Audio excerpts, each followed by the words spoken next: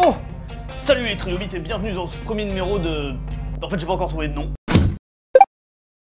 Mais on va quand même commencer et par une petite devinette. Qu'est-ce qui pèse 5 tonnes et qui se défend grâce à son énorme paire de boules?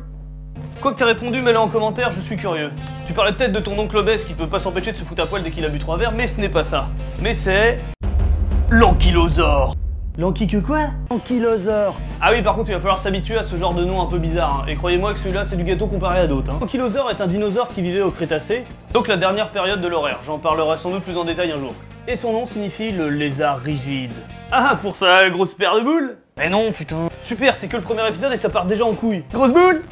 Mais non, lézard rigide parce que c'est un putain de tank sur pattes. Non mais regardez ça et vous vous doutez bien que son armure n'est pas en carton, hein.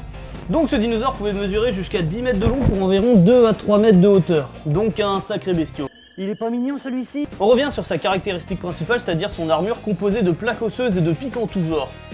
Et de ce fait, son squelette est composé de plus de 1000 os.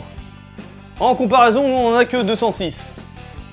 Et comme si ça suffisait pas, tous les os de son crâne ont fusionné ensemble pour être encore plus résistants. Et même ses paupières sont protégées par de l'os. Non seulement il est taillé pour se protéger, mais il peut également attaquer, et on vient enfin à sa deuxième caractéristique principale, sa queue. Grosse boue! Ok, j'arrête. Donc sa queue se terminant par une énorme massue qu'il pouvait balancer de droite à gauche pour péter les rotules de ses ennemis. Oh, ça doit faire mal! Les scientifiques se sont même amusés à reproduire mécaniquement le fonctionnement et la puissance de ses coups, et en effet, ça doit faire très mal. Et on estime que malgré son poids et sa forteresse sur le dos, il pouvait quand même courir relativement vite. Mais attendez, il peut courir et péter des rotules sans problème? Mais il aurait parfaitement sa place sur un terrain de foot anglais? Mais il avait quand même un point faible. Le dessous de son corps n'était pas renforcé comme le reste. Ce qui fait que si par malheur son adversaire arrivait à le foutre sur le dos, bah...